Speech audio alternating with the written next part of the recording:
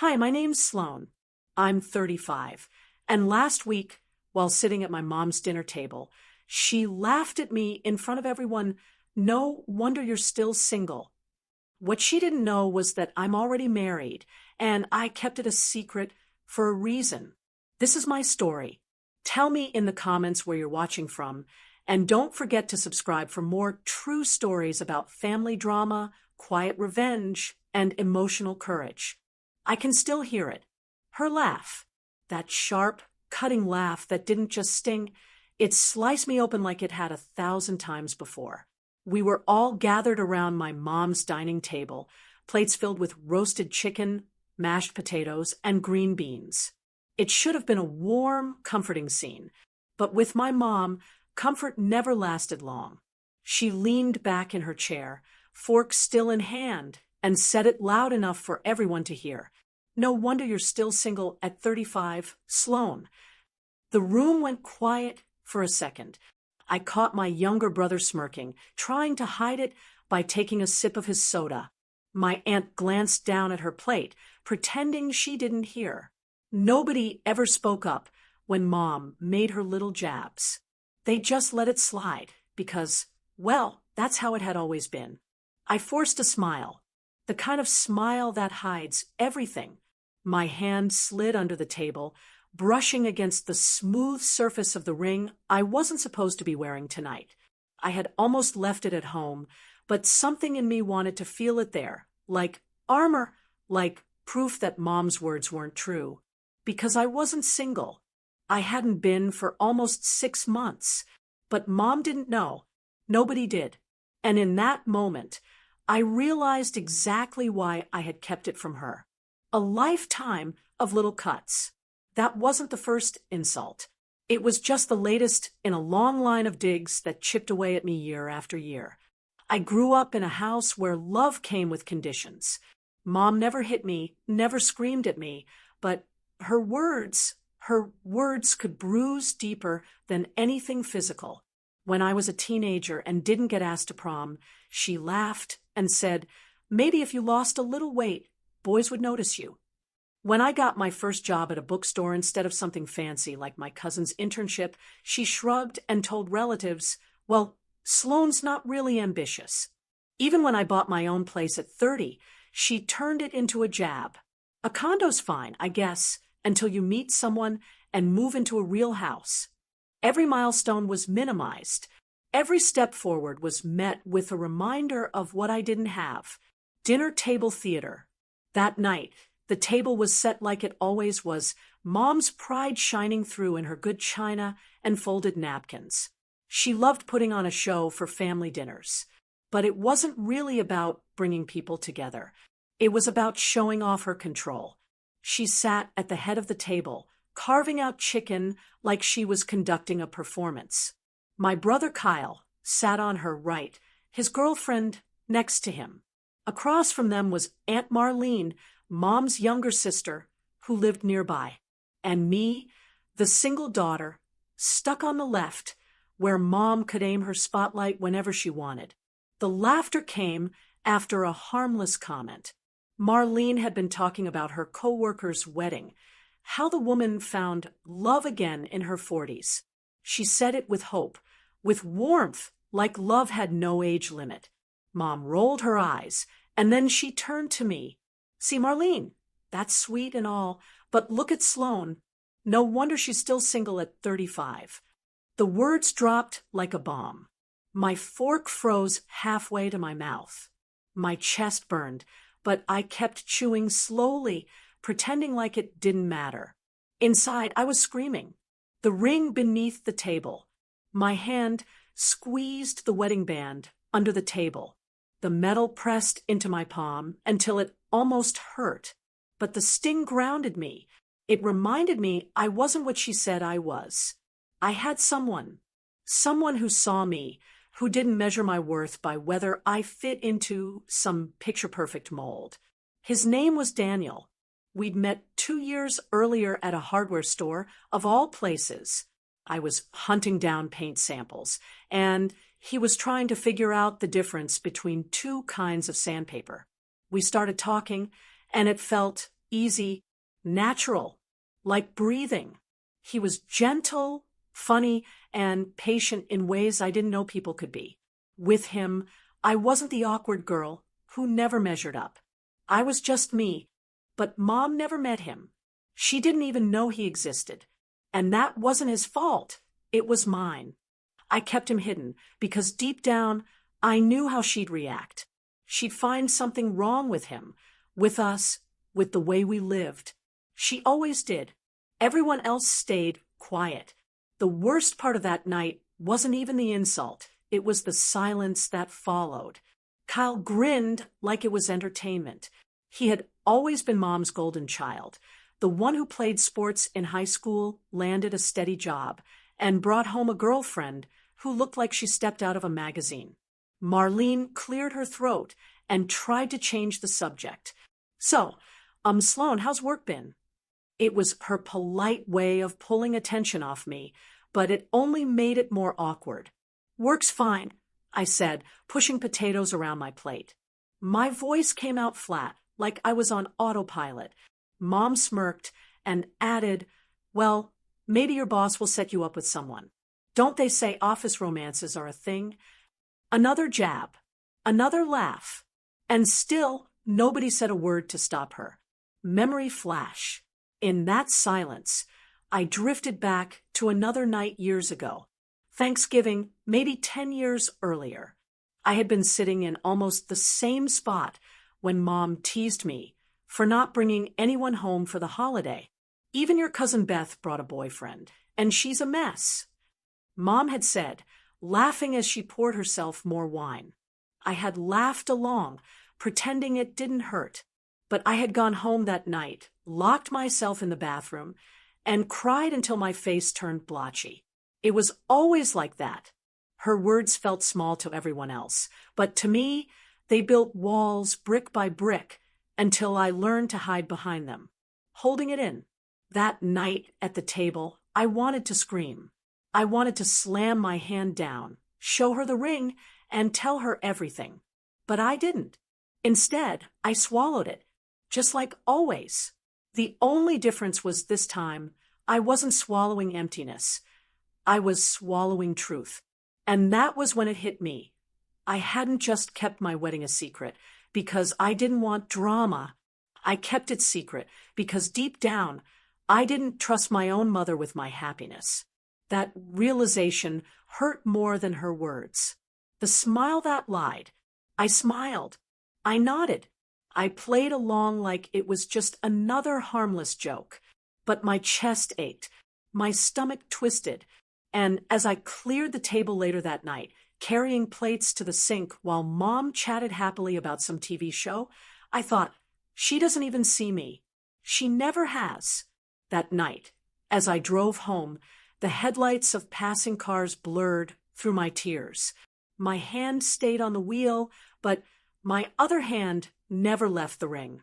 Because even though Mom's words reopened every old wound, that band of metal reminded me of one thing. For once in my life, I had chosen something for myself. And that choice was worth every secret I had to keep.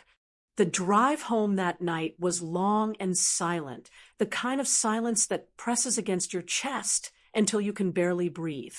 The roads were nearly empty, the streetlights casting pale orange pools across the pavement.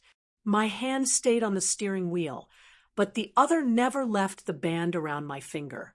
The cool metal grounded me, like an anchor. And as I pulled into the small parking lot outside my condo, I couldn't help but replay another night, one that looked nothing like this one. One that had been full of quiet light, steady voices, and promises whispered so softly the world itself didn't seem to notice. The night Daniel and I exchanged our vows. The courthouse morning. It wasn't glamorous. There were no flowers, no aisle, no string quartet. Just a small courthouse 2 towns over, tucked between a library and a diner. I remember the morning clearly. The air had been crisp, the kind of autumn air that carries both chill and comfort. I had woken up early, staring at the dress I had chosen. Simple, knee-length, soft blue cotton instead of white satin. I didn't want a gown. I didn't want lace or sequins. I just wanted something that felt like me.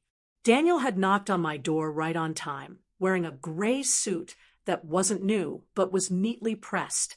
He had this nervous smile that made him look like a boy again, even though we were both in our 30s. "You ready?" he asked, his voice calm but his hands fidgeting with his tie. I nodded, even though my stomach was a knot. As ready as I'll ever be. The empty hallway. Inside the courthouse, the fluorescent lights buzzed faintly overhead. The hallway smelled faintly of coffee and paper, a mix that was oddly comforting. We walked past bulletin boards lined with notices about traffic tickets, custody hearings, and community announcements. No one gave us a second look. We weren't a spectacle. We were just two people in love, waiting quietly for something that mattered only to us. At the clerk's office, we signed our names. The woman behind the counter looked bored, like she had seen 100 couples that week. But when she slid the forms toward us, I felt my hand tremble. Daniel reached over, covered my hand with his, and whispered, "It's just us. That's all we need." And he was right. The judge who understood. When the time came, they led us into a small, windowless room with beige walls and a single flag in the corner. The judge, a man in his late 60s with kind eyes behind his glasses, stood waiting. He looked like he had carried decades of stories inside him, each one heavier than the last. "You folks ready?" he asked, a hint of a smile tugging at his lips. We both nodded. He opened a thin folder, read the formal words, and then paused. His voice softened, shifting from legal to human. "You don't need a crowd for this to mean something," he said, looking at both of us. "What matters is what you carry out of here, the promises you keep when no one is watching." Those words stayed with me. They felt like they were meant for me, for the quiet defiance of choosing love in secret, the vows that no one heard. We hadn't written anything long or poetic. Neither of us were the type to spill out paragraphs of flowery words. Instead, we spoke simply, honestly. Daniel went first. His hands were shaking, but his voice didn't falter. "I promise to see you," he said, "not who the world says you are, not who your family thinks you should be, just you, always you." My throat tightened. It was as if he had reached into the deepest part of me, the part bruised by years of not being seen, and touched it with gentleness. When it was my turn, I took a deep breath. My heart pounded, so loudly I thought the judge could hear it. "I promise to choose you," I whispered, "even on the days when I'm afraid, even when it feels easier to hide. I'll still choose you." There were no claps, no gasps, no camera flashes. Just the two of us speaking into the quiet. And yet, it felt louder than any celebration I could imagine. The small celebration, after the judge pronounced us married. He shook our hands like he was giving away a secret blessing. We walked out into the hallway, still buzzing with the weight of what we had done. We didn't throw rice. There was no getaway car, with cans rattling behind it. Instead, we walked down the block to the diner next door. The bell above the door jingled as we stepped inside. The smell of bacon and coffee wrapped around us, familiar and ordinary. We slid into a booth by the window, still in our suit and dress, and ordered pancakes and eggs. The waitress, a woman with curly hair and tired eyes, noticed our paperwork on the table. "Well, congratulations," she said with a smile that was more real than anything I'd seen in a long time. "Breakfast is on me." It wasn't a champagne toast. It wasn't a ballroom filled with applause. But it was ours. And it was perfect. A secret that burned. That night, after Daniel dropped me back at my condo, I sat on the edge of my bed, staring at the ring on my finger.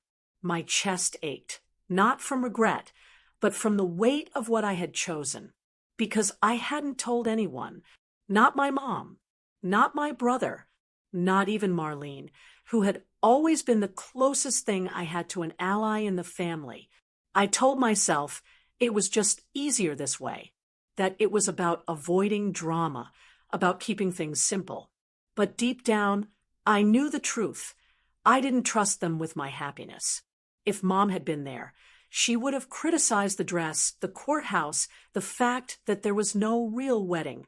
She would have found a way to twist joy into something small. So I kept it locked inside, a flame burning quietly where no one could snuff it out. The first night, as us, Daniel called me that evening. His voice was soft, steady, like a lighthouse cutting through fog. "How are you feeling, Mrs. Turner?" he teased, using the last name I had taken. I laughed, though tears pressed at my eyes. Weird, I admitted. Like the world should have shifted today, but it didn't. It did, he said. Maybe not for everyone else, but for us it did. His certainty wrapped around me like a blanket. For the first time in my life, I didn't feel like I had to apologize for existing, living with the secret. Still, when I lay down that night, the silence of my condo felt heavier than usual. I traced the ring with my thumb and whispered the vows again in my head, as if repeating them would make them more real. The truth was, they were real. They had been spoken, witnessed, sealed. But no one else knew, and that was both the comfort and the ache. Because while those vows were strong enough to hold me together, they also marked the beginning of a secret that would test me in ways I hadn't yet imagined. I remember the first morning after our courthouse wedding as if it was painted into my memory with colors sharper than reality. The sunlight that crept into our tiny apartment seemed warmer, more forgiving, like it knew a secret no one else did. I woke up before Mark, my hand resting against his chest, and for a brief moment, I felt like the luckiest woman alive. I was married, yet no one knew. It was a truth both thrilling and terrifying. Every day after that became a delicate balancing act. I wore my wedding band on a simple chain around my neck, slipping it under my blouse before I left for work. At the office, when my coworkers chattered about engagements and bridal showers, I forced polite smiles and made vague comments, never daring to reveal that I had already crossed that line in silence. I told myself it was easier this way. No questions, no judgment, no constant comparison from my mother. But sometimes on quiet afternoons, the secrecy weighed heavy, pressing down on me like a hidden stone. Mark understood. He never pushed me to announce our marriage. "We're building our life our way," he would say, his tone calm, reassuring. And in our own small ways, we did. Grocery runs together on Friday nights, late-night takeout, when neither of us wanted to cook, lazy Sundays spent on the couch binge-watching shows no one else seemed to care about. They weren't grand gestures, but they were ours. And in those small, ordinary routines, I found comfort, but there were also moments of fear. One evening, while standing in line at the pharmacy, I nearly slipped. The cashier asked for my last name. And without thinking, I almost gave my married one. My heart raced as I quickly corrected myself, heat rising to my cheeks. It was such a small thing, yet it shook me. What if someone I knew had been standing there? What if word reached my mother before I was ready? The thought kept me awake that night, staring at the ceiling, Mark's steady breathing beside me. Keeping a marriage secret required a kind of discipline I hadn't anticipated. When friends invited me to dinner, I had to carefully explain why Mark couldn't come without sounding evasive. At family gatherings, I endured endless questions about why I was still single, why I hadn't found a decent man. Every jab felt sharper now. Knowing the truth sat quietly inside me, unspoken. My mother's words replayed often. "No wonder you're still single at 35. And though I wanted to shout that she was wrong, that I had found someone who loved me deeply, I bit my tongue, because telling her would mean exposing the life I had so carefully built in the shadows. and I wasn't ready for the chaos that would follow. Mark never complained, but I knew it wasn't easy for him either. Sometimes I caught a flicker of disappointment in his eyes when I hesitated to call him my husband in public. Once at a friend's barbecue, someone asked if we were dating. My chest tightened as I nodded, watching Mark swallow back his true role in my life. Later that night, I apologized, but he only smiled softly and said, "I know why you do it. I just hope one day you'll feel free to tell them all." His patience both comforted and haunted me. Still, there were joys only we understood. Late at night, when the world was quiet, we whispered about our dreams, buying a little house someday, maybe starting a family if life allowed it. We made plans no one else could hear, like promises written on invisible paper. We laughed about how dramatic my mother's reaction would be when she found out, imagining her jaw dropping or her pacing the kitchen in disbelief. Those private jokes became a kind of armor shielding us from the weight of secrecy. Yet the isolation sometimes stung. When co-workers passed around engagement rings to admire, I kept my hands folded in my lap. When friends posted pictures of bridal showers and anniversary dinners, I scrolled past quickly, pretending it didn't matter. But it did. I wanted to celebrate too, to share my joy without fear of judgment or comparison. Instead, I swallowed those feelings and told myself our happiness didn't need validation. There were close calls along the way. Once Mark and I ran into one of my old high school friends at the grocery store. She noticed the way Mark reached for my hand, the way I leaned into him naturally. Her eyes narrowed, slightly curious, but I brushed it off with a casual laugh and introduced him simply as my boyfriend. The lie slipped out too easily, leaving a bitter taste in my mouth. Later, as we loaded bags into the car, Mark was quiet. I touched his arm, guilt twisting inside me. "I'm sorry," I whispered. He gave me a tired smile and said, "One day, Sloan, one day it'll be different." Our life in the shadows wasn't only about hiding from my family. It was also about carving out a world where we didn't need anyone else's approval. We learned to celebrate milestones quietly. On our first anniversary, we cooked dinner together at home, lighting a single candle on the table. No guests, no photographs, just the two of us and the memory of vows no one else had witnessed. It was simple, but it was enough. Still, I couldn't escape the gnawing ache that came with silence. Sometimes, when I visited my mother, she'd sigh dramatically and remind me that I was wasting my best years. I'd nod, forcing a smile, while inside, a voice screamed that I wasn't wasting anything. I was living a love she would never understand. And yet, I stayed silent, letting her words cut deeper than I cared to admit. At times, I wondered if I was being selfish. Was I denying Mark the recognition he deserved? Was I betraying myself by staying hidden? The questions followed me like shadows, lingering in quiet moments. But every time I looked at Mark, his steady gaze and patient smile reassured me. We were in this together. Even if the world didn't see us, we saw each other, and that was enough, for now. One evening, as we sat on the balcony watching the sunset, Mark reached for my hand. "Do you ever regret it?" he asked softly. His tone carried no accusation, only curiosity. I thought about it, my heart heavy. "No," I said firmly. "Not the marriage. Never that. I just sometimes wish we didn't have to hide it." He squeezed my hand gently, his thumb brushing against my skin.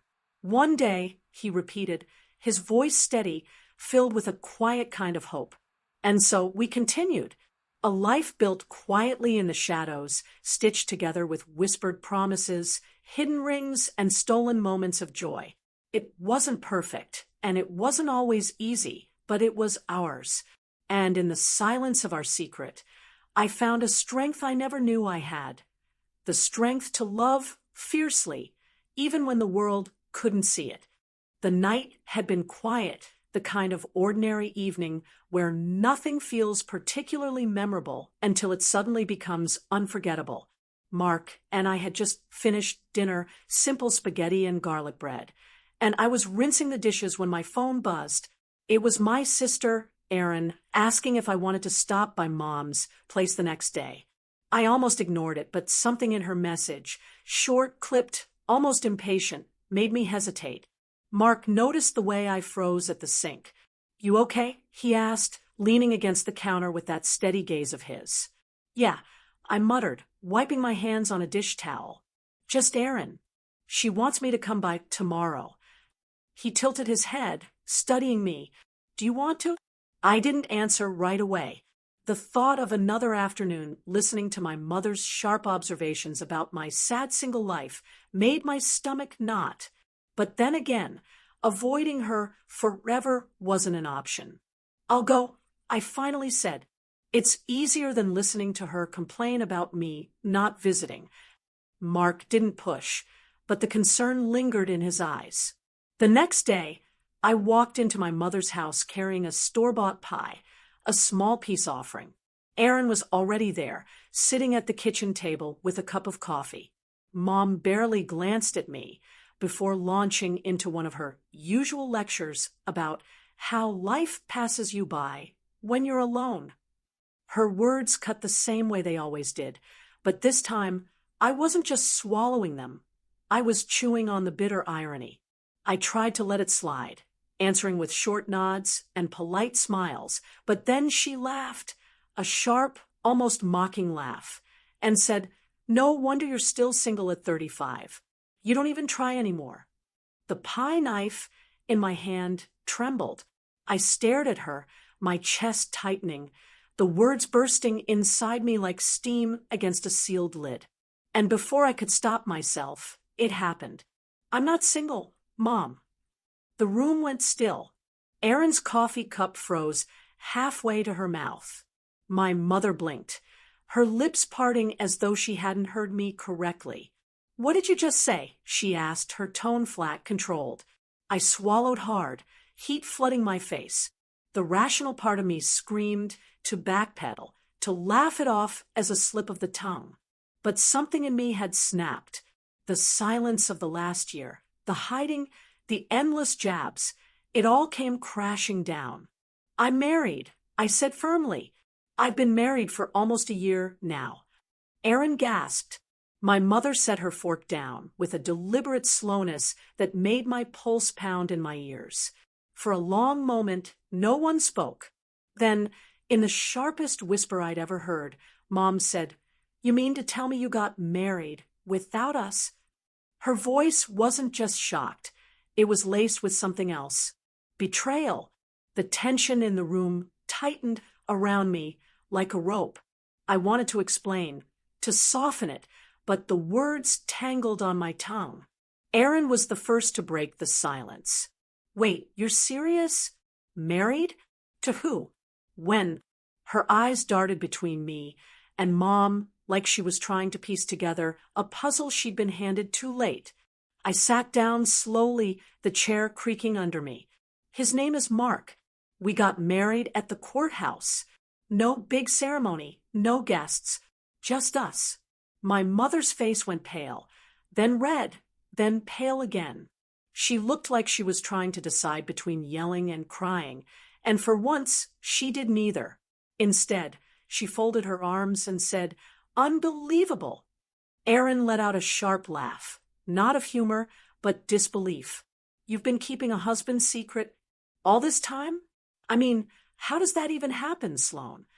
The weight of their stares pressed down on me, but for the first time in months, I felt oddly lighter. The truth was out. Ugly, raw, messy, but out. Mom finally spoke again. Her words clipped. "So that's why you've been dodging questions. All those excuses, all those lies. Do you have any idea how humiliating this is for me?"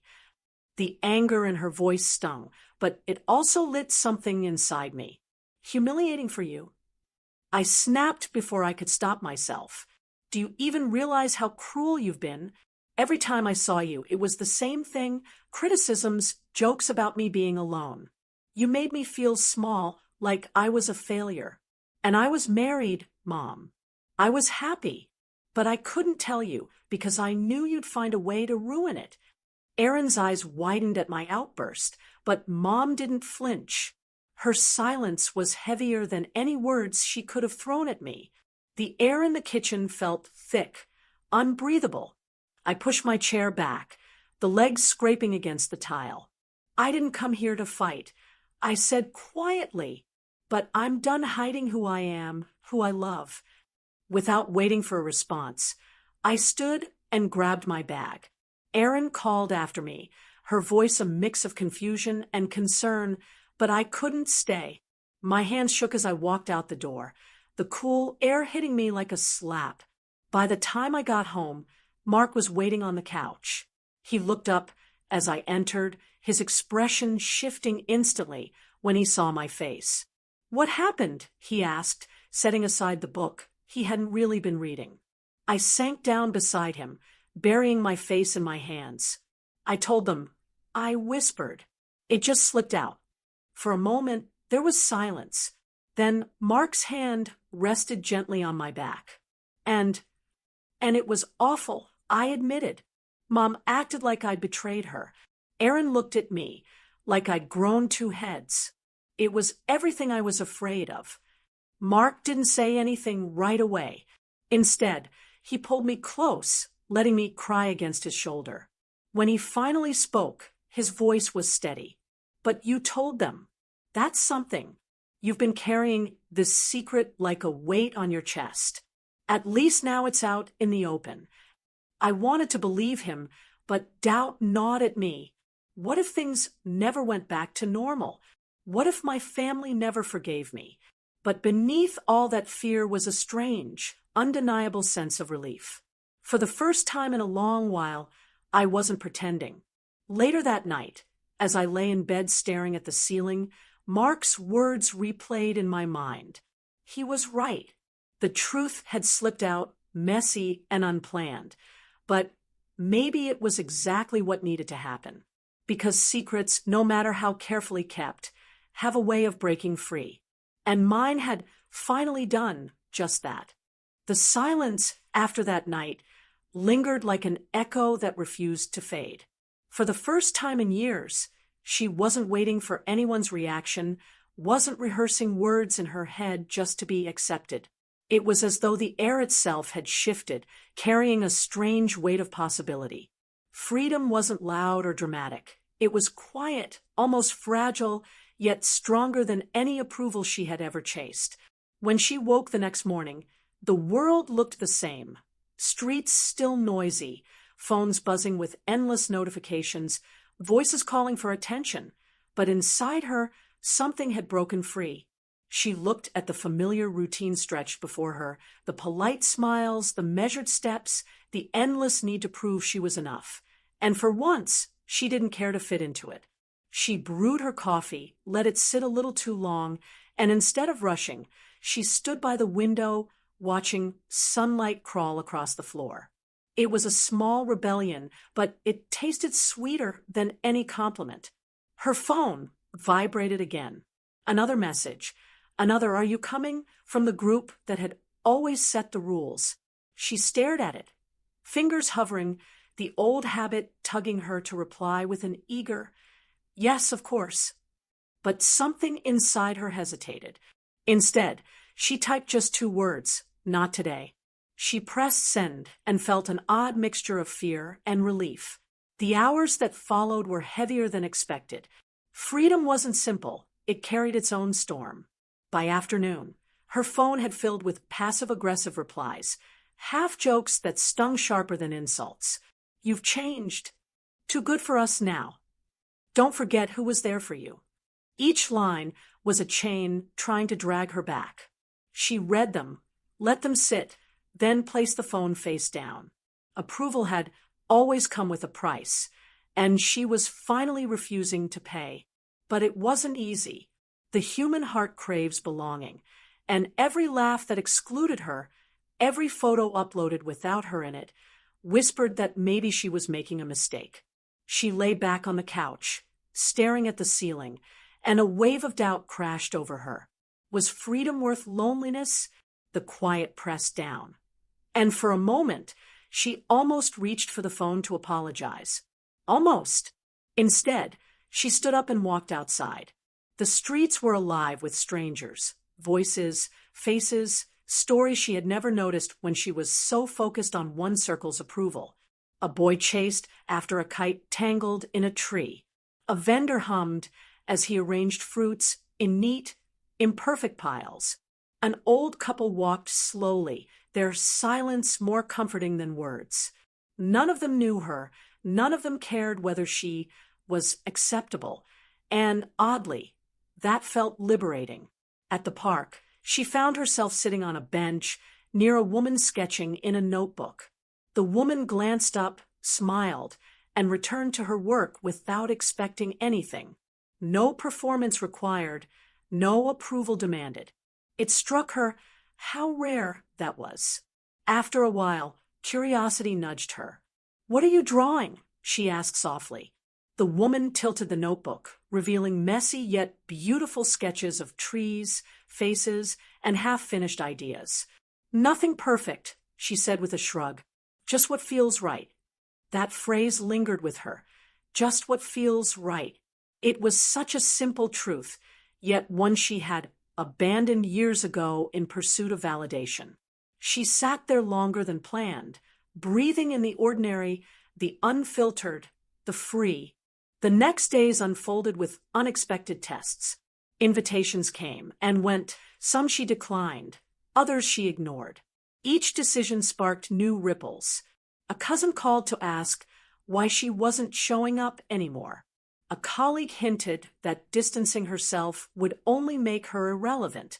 Approval disguised itself in concern, but she recognized the weight behind their words. For once, she didn't argue. She didn't defend herself. She simply listened, smiled politely, and let the silence answer. Yet, freedom wasn't only about saying no. It was about discovering what to say yes to. She began filling her evenings with things that had once felt indulgent, reading books she had abandoned halfway, cooking recipes without worrying if they looked impressive, walking aimlessly until streets blurred into discoveries. One evening, she signed up for a pottery class. The clay was stubborn, her hands clumsy, and the bowl she shaped looked more like a collapsed star than a vessel. But she laughed, an unrestrained, genuine laugh she hadn't heard from herself in years. Of course, approval tried to claw its way back. A message arrived from an old friend, sharp with accusation. "You think you're better than us now? You'll regret this." Her chest tightened. For years, those words would have broken her, but she read them twice, set the phone aside, and whispered to herself, "I'm not better. I'm just free." That night, dreams came vivid and strange. She was standing in a hall of mirrors, each reflection a version of herself, one smiling for acceptance, one shrinking under disapproval, one running endlessly after applause. But in the farthest corner, there was a reflection standing still, quiet, and unafraid, looking back at her with steady eyes. She woke up with a pounding heart, but also with clarity. Approval was a maze, but freedom was a door, one she had already stepped through. Days turned into weeks, and something remarkable began to happen. Without the constant pull of pleasing others, her energy shifted. Conversations became lighter when she had them, because they weren't weighted with the fear of being judged. Work became less exhausting when she stopped measuring every move against invisible expectations. She noticed colors more sharply, laughter came more easily, and the silence that once scared her began to feel like home. One afternoon, as she walked past a cafe, she spotted a group of her old circle inside, their heads bent close, laughter spilling out like a private language. For a moment, nostalgia pierced her chest. She stood frozen, wondering if freedom was worth this ache. They hadn't seen her yet. She could still walk in, smile, slide back into the rhythm of belonging. The door was right there. Her hand, even lifted, fingers brushing the handle. But then she caught her reflection in the glass. Her shoulders weren't slumped. Her eyes weren't darting for approval. They were steady, calm, present. She lowered her hand, turned away, and walked down the street with a quiet certainty. Belonging was beautiful, but not when it cost her freedom. That evening, she wrote in her journal, "Approval asks for pieces of me. Freedom gives me back the whole."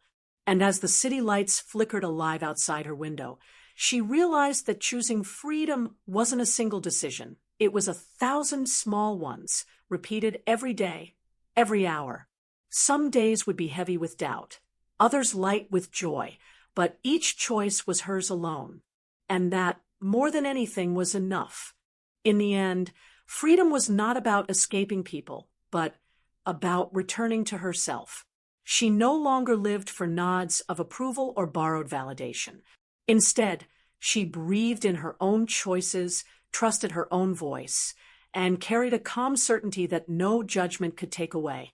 For the first time, she wasn't just existing, she was living, unshaken, and wholly her own.